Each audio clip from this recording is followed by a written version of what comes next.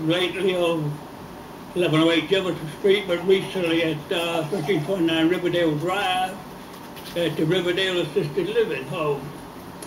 I'm not a recent retiree from New Jersey. I was born here in Charlottesville at Montrose Ave Hospital in 1934. I lived here all my life except 3 years during the Korean War, which I volunteered for. I worked at Dixie's textile mill for a couple of years. I worked at the Southern Bakery for a couple of years, and then I went to the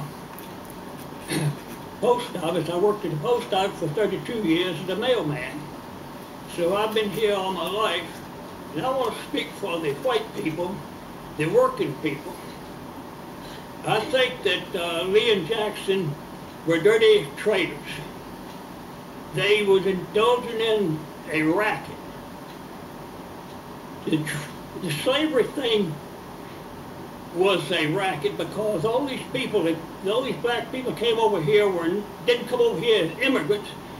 They were beaten and clubbed and whipped and forced onto slave ships where they were chained in the hold where it got to be 120 degrees for the many, many weeks it took them to get over here to the slave markets of the South.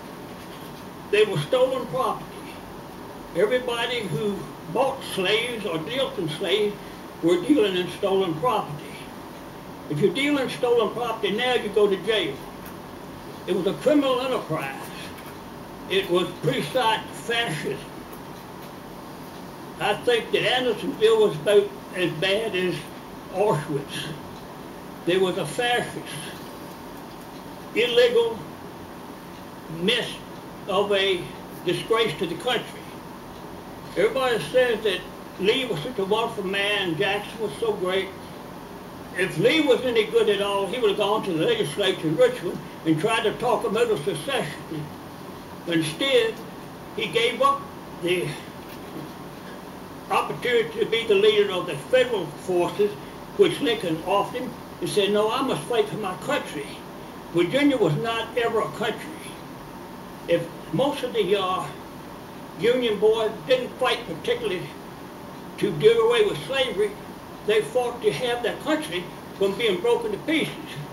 That was what Lee and Jackson were fighting for. If the Confederacy had won, the country would have been fragmented into all kinds of mini-states, and it wouldn't have been very long before the southern states would have seceded from each other. I think most of these people wanted to adopt the British system of lords and commoners. They always thought that the British system was much better than democracy. If the Confederacy had won, we'd have had the Kingdom of Georgia, the Empire of North Carolina, or the King of Louisiana, and all that sort of thing. Thank you, sir. Thank you. Thank you. You're out of time. Thank you. Well, I want to make a suggestion. Sir, you've hit your 3 minutes. We need to keep everybody. I think that they ought to take these statues and put them in the University Confederate Cemetery. A lot of people don't realize there is a University Confederate Cemetery. Thank you, sir. But I think that would be just the place for them, because it's hallowed ground. I don't believe in what they fought for. Thank you, sir. But it's hallowed ground because they died. Thank you. Thank you. We need to finish up. Thank you. Oh, Thank one you. more thing I want to add. No, sir, we need to finish. We need to finish. I'm sorry. I'm sorry. We've got like 8 more people to go. I'd like to suggest 3 people.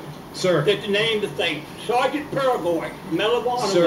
Sir, I gotta finish up here. General Vandergrift was a Mellivana one. We're gonna have an officer help you. General Vandergrift Park. Boy. Everybody just gets 3 minutes.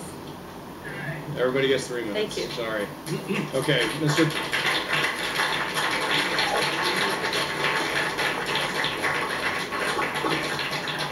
Pickett.